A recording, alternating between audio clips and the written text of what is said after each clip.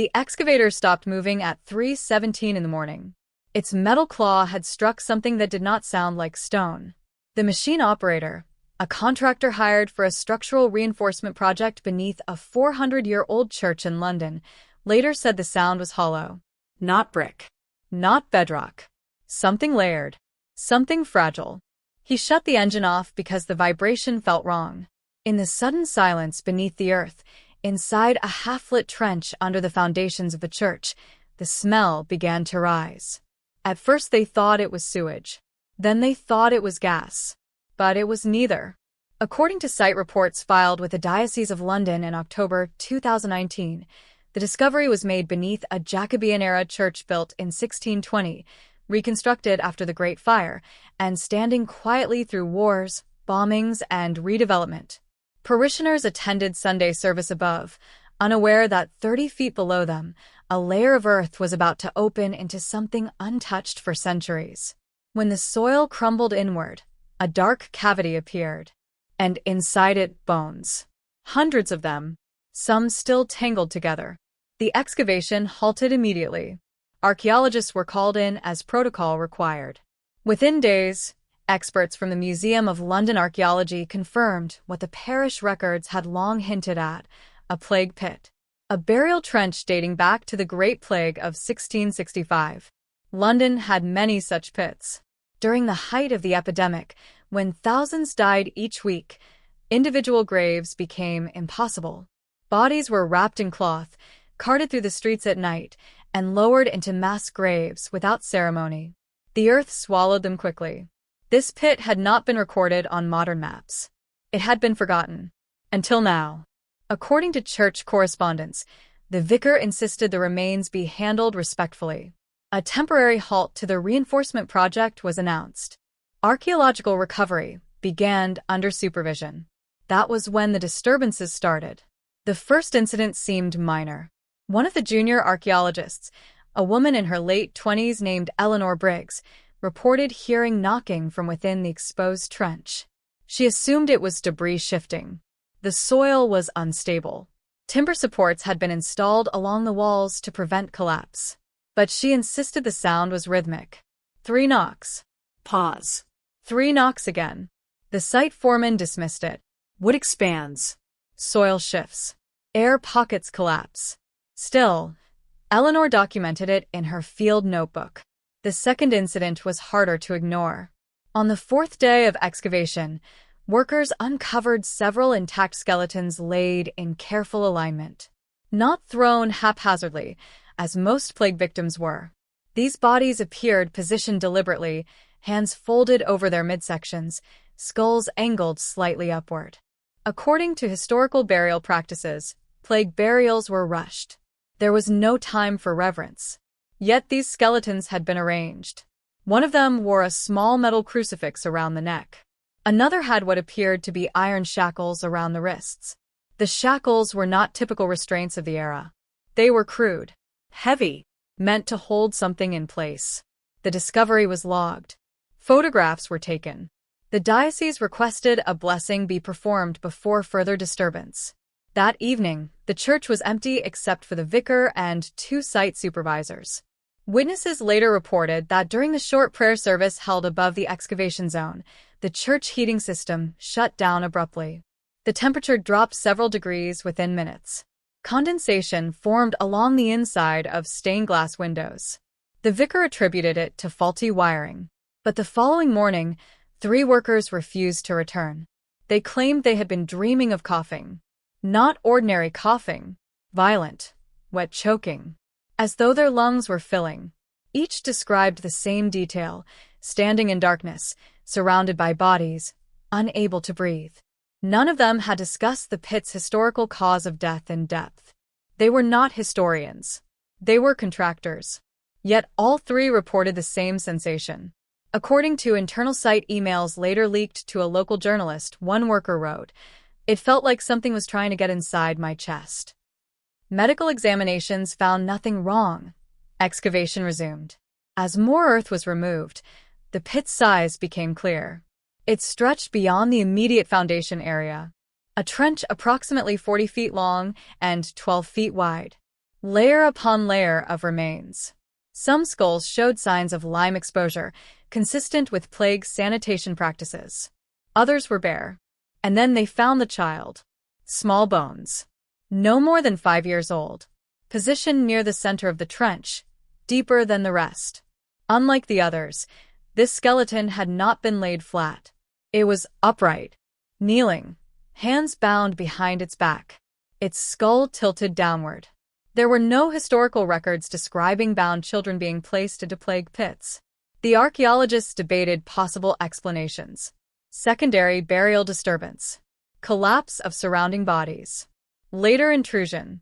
But the soil composition suggested the child had been placed deliberately before the trench was fully filled. That afternoon, Eleanor fainted at the edge of the pit. Witnesses said she had been staring at the kneeling skeleton for several minutes before collapsing. When she regained consciousness, she reportedly said only one sentence. "It's not resting." The site manager contacted the diocese again. This time, a formal request was made for spiritual consultation. The priest assigned to the church, Father Michael Harrington, was not known for dramatics. In his late 50s, calm, educated, practical. He had overseen renovations before. Archaeological finds were not uncommon in London. He visited the excavation that evening. According to his own written account submitted to the bishop, Father Harrington descended into the trench shortly after sunset. Floodlights illuminated the exposed layers. The air was cold and thick with the scent of damp earth. He later wrote, "There was an unusual stillness. Not silence. Stillness." He approached the kneeling remains. He said he felt pressure in his ears, as if descending underwater. One of the technicians standing above the trench claimed Father Harrington began reciting Psalm 23 quietly under his breath. No one had asked him to pray. He simply began. Halfway through the psalm, the floodlights flickered. The generator had been serviced the day before.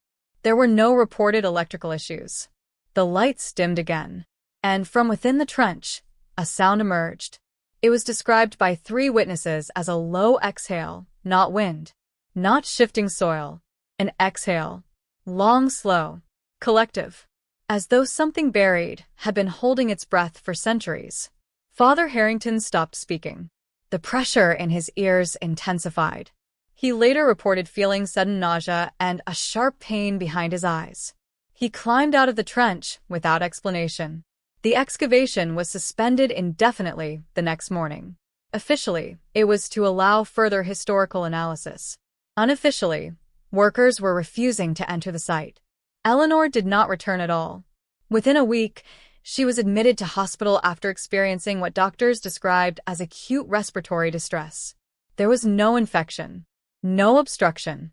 Her oxygen levels would drop suddenly at night, then stabilize without intervention. Meanwhile, parishioners began reporting disturbances during services. Coughing fits among congregants. The scent of decay near the altar. One elderly woman claimed she saw a small figure kneeling in the aisle during evening prayer. Security footage showed nothing unusual. The Bishop of London authorized a formal ecclesiastical investigation. Though the church rarely uses the term publicly, internal documents reference the possibility of oppression. Not possession. Not yet. Father Harrington requested assistance from a priest experienced in cases involving alleged spiritual disturbances linked to burial grounds. A man named Father Thomas Calloway arrived 2 weeks later. He had served in parishes across England and had quietly assisted in several documented cases where unexplained phenomena followed the disturbance of human remains. According to church archives, he approached such matters cautiously, always ruling out psychological and environmental explanations first. He visited the hospital before inspecting the pit. Eleanor was pale but conscious. When Father Calloway entered the room, she began coughing violently. Monitors indicated rapid oxygen fluctuation. Witnesses stated that as he approached her bedside, she fixed her eyes on him and spoke in a strained whisper. "You opened it." Father Calloway asked what she meant. She shook her head. Then, in a voice not matching her usual tone, she said, "It was sealed." Hospital staff later insisted her vocal change was stress-induced. But Father Calloway noted something else in his journal. He wrote, "Her breathing synchronized with something unseen." That evening, he descended into the trench alone. The church had been closed to the public. The site was secured. Floodlights illuminated the exposed remains. The kneeling child remained untouched as authorities debated reinterment procedures. Father Calloway stood at the edge for several minutes without speaking. He later described a sensation of being observed, not from above, but from beneath. He began reciting prayers for the dead. Halfway through the litany, the temperature dropped sharply. His breath became visible in the air. Then he heard it. 3 knocks. From below the earth. 3 measured impacts. Pause. 3 again. He knelt beside the child's skeleton. And that was when he noticed something no one else had recorded. The shackles around the wrists of one of the adult skeletons nearby were no longer intact. They were open, resting in the soil, as if something had slipped free. He looked closer at the surrounding remains. Several skulls had shifted positions. Subtly. Not collapsed. Turned. Facing upward. Facing him. And in that moment, Father Calloway felt the distinct sensation of inhalation, not from his own lungs, but from the ground itself. A slow, deliberate drawing in of air. The earth beneath the church seemed to expand slightly, as if something beneath the layers of plague victims was filling its chest for the first time in 400 years. Above him, in the empty sanctuary, the church bells began to ring. There was no one in the bell tower. The bells did not ring in sequence. They did not follow any hymn pattern or scheduled toll. They rang in uneven strikes. Loud. Abrupt. As if pulled by unsteady hands. Father Calloway did not look up. He remained kneeling beside the child's remains, his palm hovering inches above the soil. The air had grown so cold that his fingers trembled. He later wrote that the cold did not feel environmental. It was localized, he stated. It gathered around the pit, not the building. The knocking came again. 3 strikes. Closer. This time, the sound did not echo through hollow space. It sounded contained, compact, as if something beneath layers of bone and soil was testing the boundary from below. Father Calloway placed his hand flat against the earth. The ground was vibrating, not violently, rhythmically, breathing. Above him, the bells stopped all at once. The silence that followed felt deliberate. He stood slowly and began reciting the commendation of the dead. His voice was steady but quiet, swallowed by the trench walls. As he spoke, he noticed a faint mist forming at ground level, hugging the exposed remains. It was not thick. It did not swirl. It simply lingered, moving in slow, shallow pulses. He finished the prayer and stepped backward. The vibration ceased. The air warmed by a fraction. He climbed out of the trench without another word. The following morning, he requested that the excavation remain halted until a full liturgical rite could be performed. The diocese agreed. Officially, the explanation cited historical sensitivity. Unofficially, internal correspondence described persistent environmental anomalies. Before any formal rite could take place, Eleanor's condition worsened. Hospital staff recorded episodes of breath cessation lasting up to 30 seconds. No obstruction. No neurological trigger. She would simply stop breathing, eyes open, staring at the ceiling. Then, without intervention, her lungs would pull in air sharply, as though she had been released. On the 3rd night after Father Calloway's visit to the trench, a nurse assigned to Eleanor's ward reported an unusual incident. At 2:11 a.m., security cameras captured a brief distortion in the corridor outside Eleanor's room. The footage later showed a faint condensation forming along the camera lens. No one else on the floor experienced temperature changes. Inside the room, the nurse claimed she heard knocking. 3 taps. From beneath the bed. She bent down, assuming equipment had shifted. The space was empty. When she stood back up, Eleanor was sitting upright without assistance. Oxygen mask removed. Her eyes were open but unfocused. The nurse asked if she needed help. Eleanor responded in a voice described as strained and hollow. "It's counting." The nurse pressed for clarification. Eleanor slowly turned her head toward the floor. It was buried breathing. Medical records state that shortly after this exchange, Eleanor's oxygen saturation plummeted to dangerous levels. Emergency measures stabilized her, but she did not regain full consciousness. Father Calloway visited again the next day. He did not attempt conversation. He stood near the foot of her bed and began silent prayer. Her breathing grew uneven. Her lips moved, forming words without sound. Witnesses present, including a second priest who accompanied him, later testified that Eleanor's chest movements appeared asynchronous, as though two patterns of respiration overlapped briefly before settling into one. Father Calloway placed a small crucifix on the bedside table. The heart monitor emitted a sudden spike, then steadied. He turned to the attending physician and requested permission to administer the rite of minor exorcism as a precautionary measure. The hospital declined. They cited psychiatric factors. He did not argue. Instead, he returned to the church. The formal rite for the dead was scheduled for that evening. Only clergy were present. No parishioners. The excavation pit remained open but secured. Father Harrington stood at the altar while Father Calloway prepared to descend again. Before entering the trench, Calloway addressed Harrington quietly. "This is not unrest," he said. "This is retention." He did not elaborate. He climbed down. The air felt heavier than before. The mist had returned, thicker now, hovering knee-high across the exposed trench. Floodlights flickered intermittently, though power readings remained stable. The kneeling child's skeleton remained upright, but the angle had shifted. Its skull now tilted slightly upward. As though listening, Father Calloway began the requiem prayers. His voice echoed against the trench walls. Halfway through the prayer, he felt resistance in his chest, not pain, but compression. Drawing breath required effort.